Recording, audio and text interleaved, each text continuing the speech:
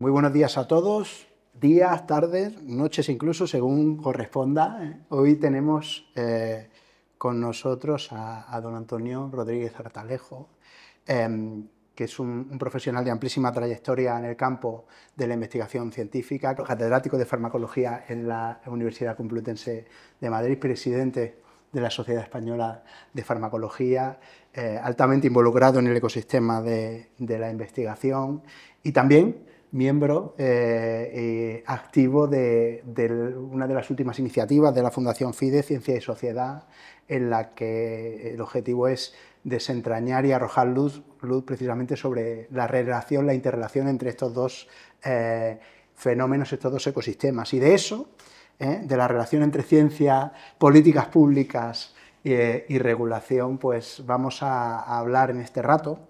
De manera que entrando al tema, objeto de la conversación, Antonio, ¿cómo tú que tienes pues como hemos dicho, mucha trayectoria, mucho conocimiento y una visión muy panorámica de estas dimensiones, cómo ves la relación entre ciencia, políticas públicas y regulación? ¿Es una relación de desconfianza, de suspicacia, de simbiosis, de integración? Tomémosle un poquito el pulso. Pues gracias por la pregunta y sobre todo gracias por tener la oportunidad de participar en esta conversación con Juan Espinosa, que yo creo que es ampliamente conocido en el ámbito de FIDE y de las personas que siguen las actividades de esta fundación. Pues me gustaría comenzar tratando de dar una respuesta a tu pregunta, pues hablando en primer lugar de algo más amplio, que son las relaciones entre ciencia y sociedad. Y la verdad es que la ciencia pues, ha obtenido ya desde hace mucho tiempo un muy elevado reconocimiento por parte de los ciudadanos, por parte de la sociedad en general. Y como consecuencia de ello, los científicos son una de las profesiones más valoradas en esta sociedad.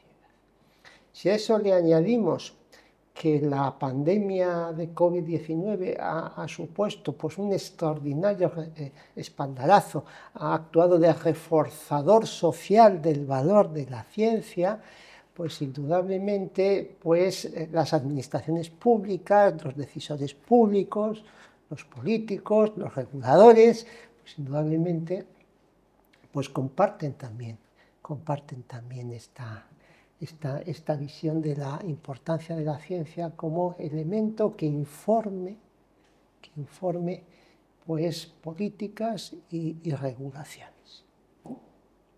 Y en cierto sentido, ¿por qué? Porque cualquier norma, cualquier política inspirada o informada por el conocimiento científico, pues lleva aparejada un cierto marchamo de calidad y de prestigio, ¿no?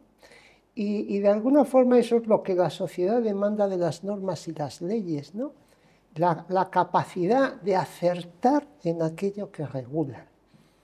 Y no hay otra forma de conocimiento científico más fiable a día de hoy que el conocimiento científico, de conocimiento que el que aporta a la actividad científica y consiguientemente una regulación inspirada o informada por la ciencia pues obtiene un elevado prestigio social y aceptación.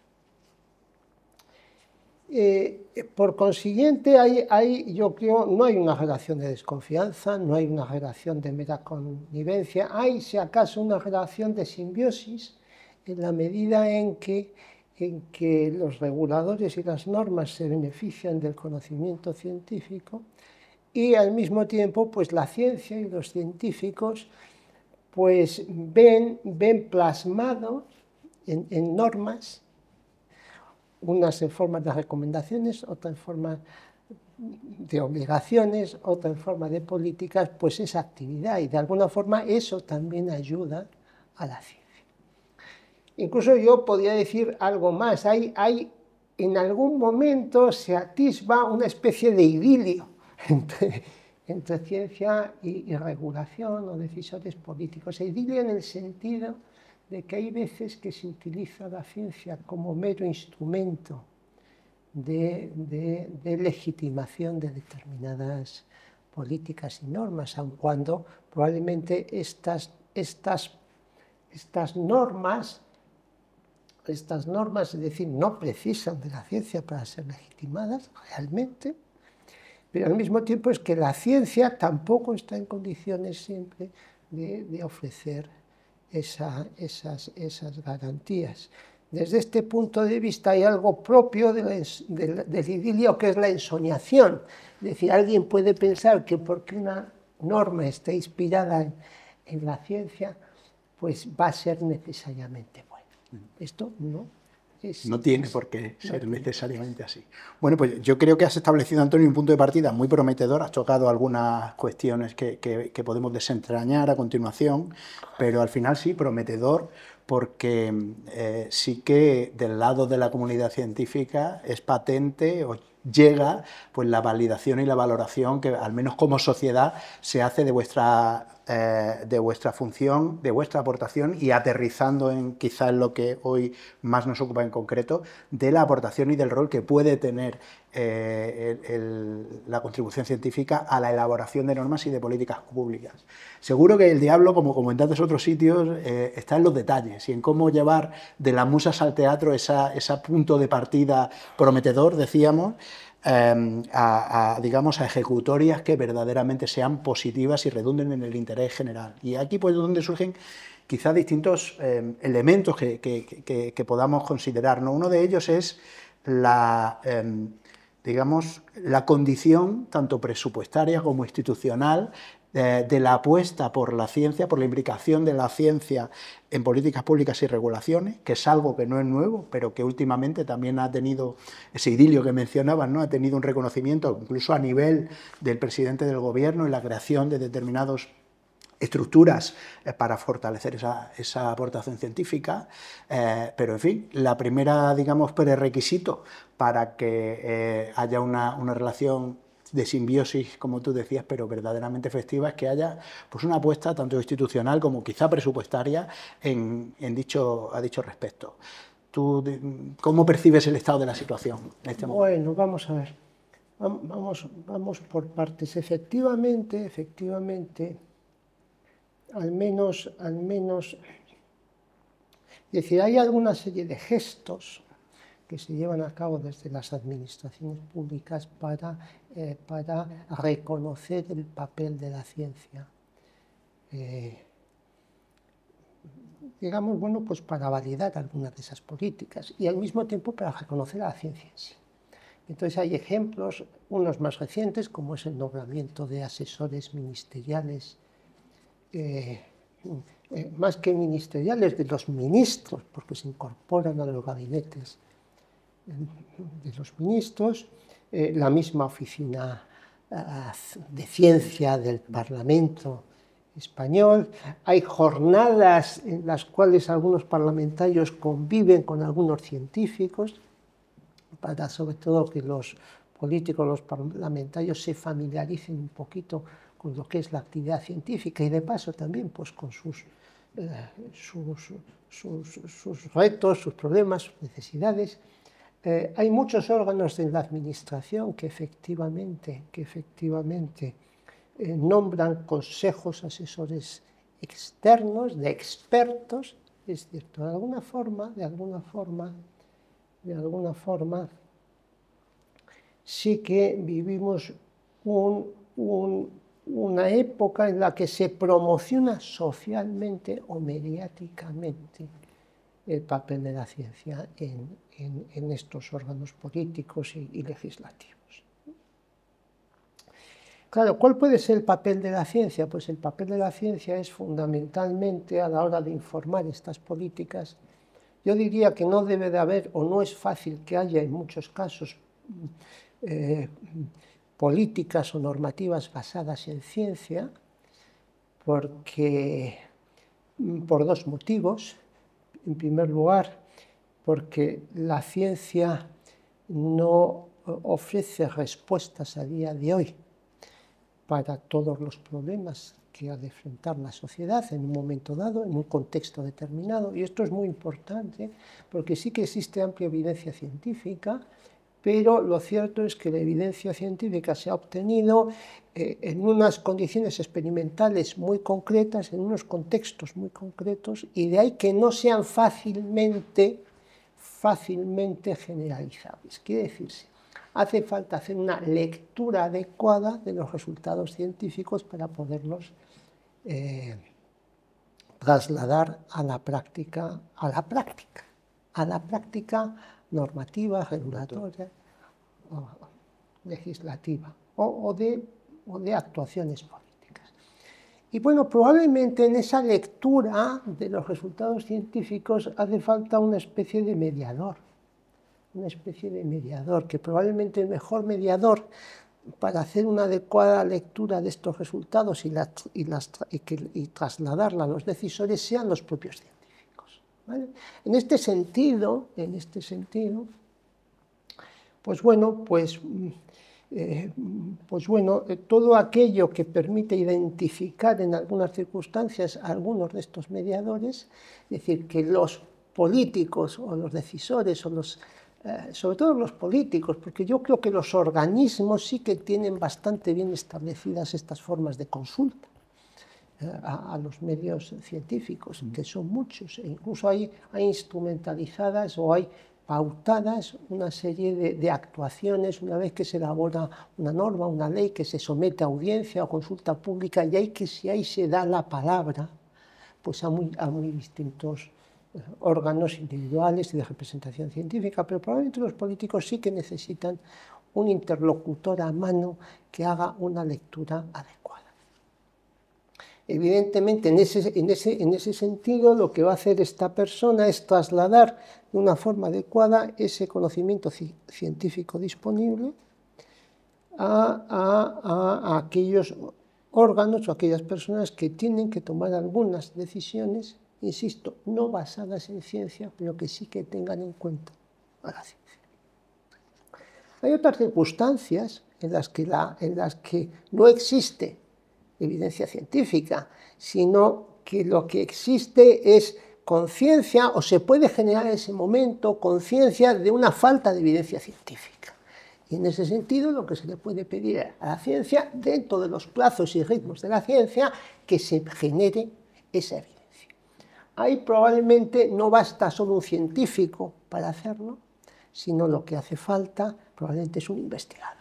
Hay una pequeña distinción. Probablemente la mayoría de los investigadores, no todos son científicos, pero no necesariamente un científico es un investigador.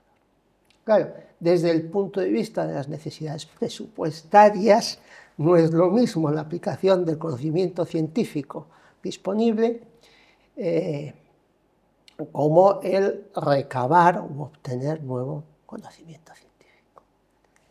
Bueno, no sé si he contestado. Bueno, yo creo que no solo has contestado, sino que has puesto el dedo en la llaga en algunas cuestiones sobre las que me gustaría no repreguntarte, pero sí profundizar un poco, porque en el llamamiento a la aplicación cabal y mesurada de la aportación científica al ejercicio regulatorio, yo creo que has mencionado una cuestión que, visto desde el otro lado, desde la praxis de los reguladores, que también tienen muy mala vida, que no es fácil abordar como adalides del interés público pues determinados ejercicios de regulación que responden a problemas y que hay que, digamos, acertar.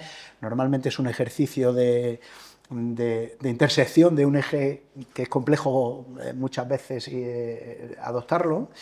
Pues has dicho, y me gustaría resaltarlo, cuidado, que uno, la ciencia per se y por propia naturaleza no siempre tiene todas las respuestas a todas las preguntas, y dos, que quizá es lo que me parece más interesante remarcarlo, y si yo te he entendido bien, has transmitido, y además, cuidado con forzar la interpretación del estado de la ciencia o de la situación, digamos, de concreción en la que determinadas conclusiones científicas se alcanzan para extrapolarlo o ampliarlo a problemáticas más amplias, porque entonces lo que nos podemos encontrar es que los poderes públicos, esto ya lo pongo yo, no lo has dicho tú, pero es lo que me gustaría contrastar, es que los poderes públicos, dentro de su muy legítima urgencia y necesidad de abordar cuestiones y problemas que están sobre la mesa aquí y ahora, instrumentalice de alguna manera, reoriente las conclusiones o el contenido científico del que se nutre para justamente justificar una decisión regulatoria que no necesariamente está adoptada puramente desde la evidencia científica, sino desde otros componentes igualmente respetables.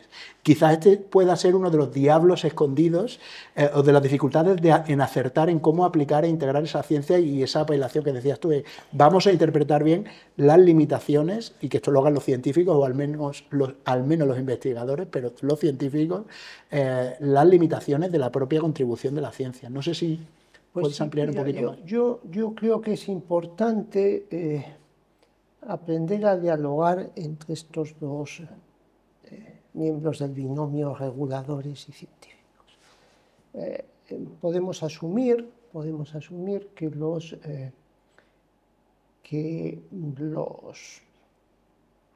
reguladores pueden tener, los reguladores yo creo que tienen, además muchos de ellos tienen en muchos órganos de la administración una muy buena formación técnica. Probablemente a nivel de los órganos máximos de decisión esa formación técnica es menor, y ahí es donde deberían contar realmente con la experiencia y conocimiento de sus técnicos, y probablemente estos otros asesores de cabecera que den una visión un poquito más amplia, ¿no? Pero al mismo tiempo los científicos deberían aprender a dialogar con los reguladores, ¿no? Entonces los científicos tienen que tener en cuenta que las normas se hacen no solamente en función de una determinada evidencia científica, muchas veces limitada, o de una calidad no necesariamente muy alta, pero al mismo tiempo tienen que tener en cuenta que las regulaciones científicas pues dependen de disponibilidades presupuestarias, dependen de los valores y de las preferencias de la gente, en fin, dependen de una serie de factores que no están necesariamente en la mente del científico cuando plantea sus análisis. Y entonces yo sí que creo que el científico o los órganos de asesoramiento científicos externos deberían tomar buena nota de que no basta con emitir un informe desde la distancia sobre lo que debería ser, sino que hace falta entrar en un diálogo frecuente con los reguladores para comprender realmente las necesidades, y sobre todo algo muy importante que el científico no siempre tiene en mente, que es la factibilidad por motivos presupuestarios o por muy distintos motivos. Es decir, hay normas que son de muy difícil implementación. Sabemos, yo creo que en la vida ordinaria pues tenemos a pensar que lo mejor es enemigo de lo bueno, o al contrario.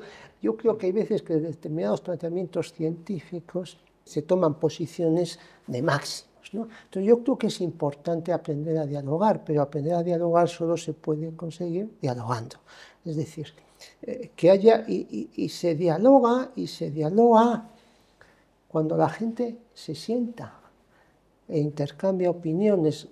El mero hecho de emitir un informe desde la distancia probablemente no es una buena forma de dialogar.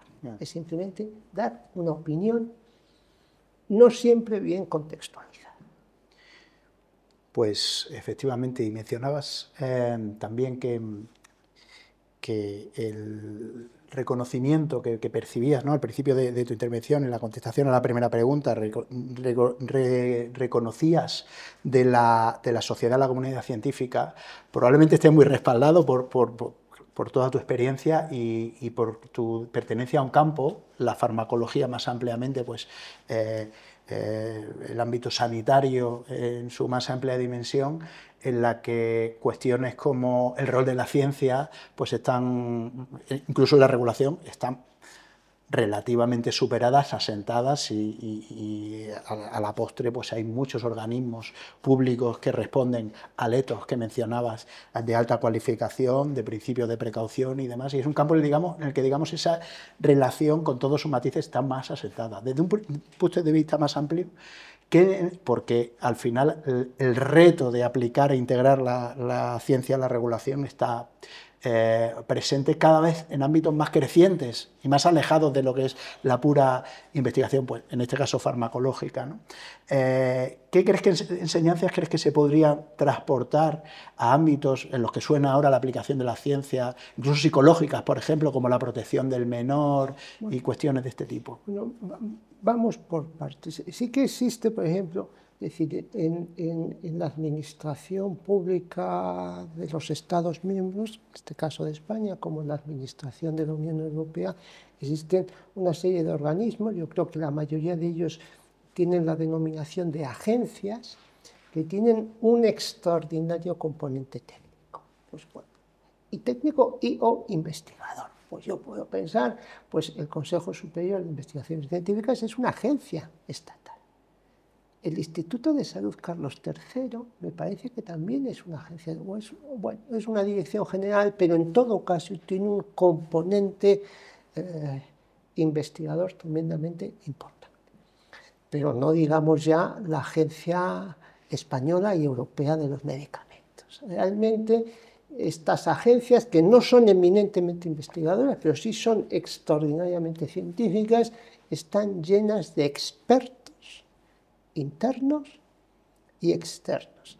Y además tiene un tipo de experto interno, esto hay que decirlo en favor de la administración, que entra con una cualificación exterior ya bastante bien orientada a lo que va a ser su función. En muchos casos, por ejemplo, la Agencia Española del Medicamento está reclutando a doctores, es decir, no ya solo estamos hablando de graduados en ciencias de la salud, estamos hablando de doctores, es decir, ya tienen una formación científica e investigadora y después tienen una extraordinaria capacidad para lo que dirían las empresas, formarlos in-house a lo largo de los años.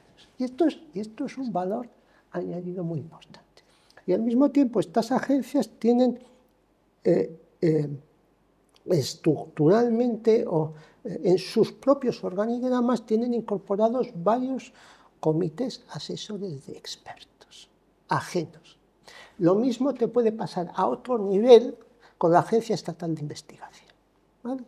Entonces, hay órganos de la administración que tienen un componente técnico tremendamente importante.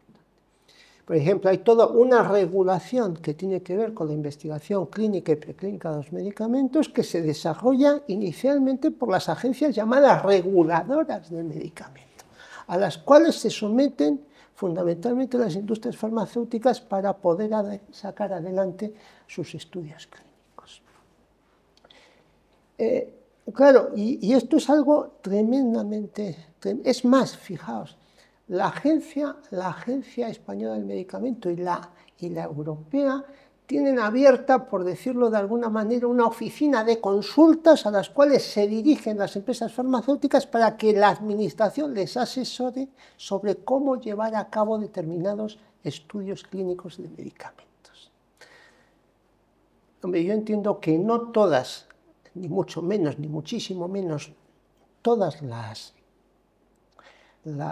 industrias farmacéuticas necesitan este asesoramiento, pero sí que es cierto que este asesoramiento les viene bien porque le vienen a decir a la industria farmacéutica lo que necesitan hacer para que nosotros les aprobemos después el dossier de ese medicamento.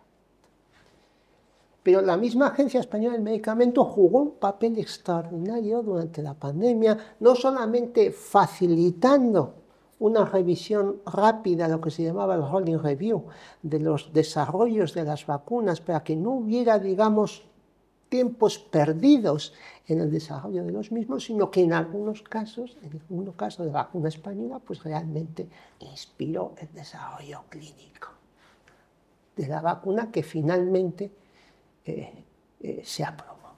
¿Vale?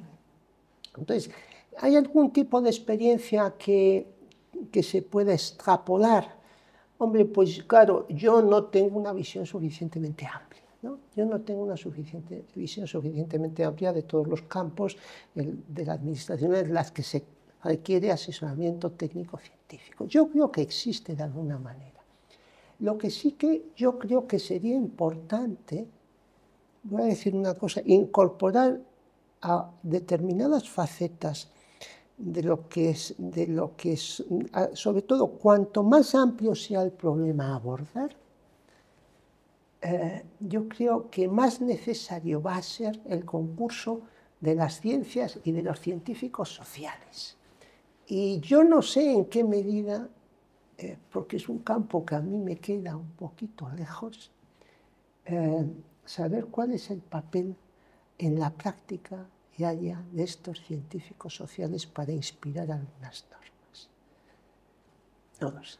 Pues ahí está el reto. Yo te voy a hacer una última pregunta, aunque bueno, ya has dado un par de claves, has mencionado la pandemia como hito, quizá como shock que tenemos ya reciente. Yo creo que antes habías... Hombre, yo lo que sí que creo es que hay algunas lagunas en la regulación que tienen que ver con la salud. Hay algunos casos también de éxito, hay algunos precedentes, y a mí me gustaría mencionar algunos. Por ejemplo, yo me muevo en el ámbito de la neurociencia y de la neurofarmacología. Pues desde no hace mucho pues se ha puesto de manifiesto, a raíz sobre todo del desarrollo de las neurotecnologías y en última instancia, y más recientemente, de la inteligencia artificial, de lo que se conocen como neuroderechos. Y esta es una idea pues, que ha propuesto un español, que es el doctor Rafael Yuste, que va a montar un centro de neurotecnología. Él con otros 2 o 3 científicos va a encabezar un centro de neurotecnología en el campus de la Universidad Autónoma de Madrid, también de la mano de la Comunidad de Madrid, que es con objetivos científicos muy amplios. Pero en el ámbito regulatorio se plantea regular los neuroderechos que vienen dados o se relacionan con la capacidad de las nuevas tecnologías de alguna forma de apoderarse de la mente de las personas que las utilizan. Es necesario desde ese punto de vista preservar la privacidad de cada uno de los individuos, de la identidad de cada uno de nosotros, de no ser expuestos o manipulados para generar determinados sesgos en nuestra forma de pensar. Y esto, las nuevas tecnologías, pues, plantean la posibilidad de amenazar esto que se llaman neuroderechos y, por lo tanto, habría que regularlos. Y no es la mera regulación de la inteligencia artificial, vamos a decirlo así. Otro ámbito que tiene que ver con la biomedicina, donde se plantea una necesidad de regulación bien reconocida, es lo que se llama la medicina personalizada de precisión, que no es ni más ni menos que mediante la realización de pruebas genéticas, de pruebas no solo genéticas, de pruebas bioquímicas, de identificar patrones moleculares propios de cada individuo, incluso estilos de vida de cada individuo, ser capaces de personalizar de forma precisa los tratamientos farmacológicos. Claro, eso conlleva una necesidad de almacenar y proteger millones de datos personales de millones de individuos, con un doble propósito. Por un lado, facilitar ese tipo de información para el desarrollo de nuevos medicamentos, y ese tipo de proyectos se plantean a escala europea en lo que se conoce como la Europa de los datos sanitarios, o de los datos en salud, que hay que hacer accesible a los investigadores de todos los tipos y condiciones, al tiempo que se preserva la privacidad de las personas. Hace falta ser capaces de compaginar privacidad con lo que se llama medicina colaborativa. o la medicina de los datos. Ahora, eso plantea retos normativos para el consentimiento informado, para también trasladar al sujeto que va a ceder sus datos los posibles beneficios, para él posiblemente no muy a largo plazo. Y eso implica una regulación. Y hay otro tercer ejemplo que ya existe, seguramente existen otros, para trasladar a los reguladores determinadas necesidades en salud muy concretas. Bueno, pues hay una fundación orientada, hay un observatorio legislativo, que así se denomina, de las enfermedades raras y los medicamentos huérfanos, que cada año y medio elabora un informe indicando aquellas reformas legislativas que sería conveniente llevar a la práctica tanto a nivel nacional como a nivel europeo, y hay todo un proyecto ahora de reforma de la legislación farmacéutica en Europa que debería de servir para facilitar el acceso a los pacientes con enfermedades raras de lo que se llaman medicamentos huérfanos. O sea, hay muchas iniciativas en marcha, pero lo que se acepta típicamente es que hay mucho camino por recorrer todavía. Bueno, pues vamos, estos tres ejemplos, cada uno en sus circunstancias, son interesantísimos. El primero de ellos en lo que se puede, digamos, expandir o extrapolar o potenciar la aplicación científica a otros ámbitos muy importantes, quizás menos tradicionales, de la experimentación científica, y los otros dos, pues, en lo que plantean tanto cuestiones no solo de seguridad de los datos y de gestión técnica para garantizar esa seguridad, sino incluso casi éticos, ¿no? Condicionantes o elementos muy interesantes para los que probablemente, como tú anticipabas, sea necesaria una regulación. Yo quería terminar confirmando contigo, y esta sería pues la última pregunta, confirmando contigo esa visión positiva que ya has trasladado en un par de ocasiones de la aportación científica en el momento de la pandemia. No es un evento que lo tenemos relativamente cercano, del que ya tenemos una cierta distancia también para valorar cómo fue el posicionamiento y el rol de los distintos ecosistemas, entre ellos el científico. Y bueno, te quería pedir una sucinta valoración visto con 5 años de perspectiva, del rol de la comunidad científica, ya lo has ido anticipando, y quizá del grado de resiliencia, por usar una palabra que en su momento fue empleada al respecto y sigue siéndolo, de la comunidad científica como puntal de la sociedad en este tipo de circunstancias.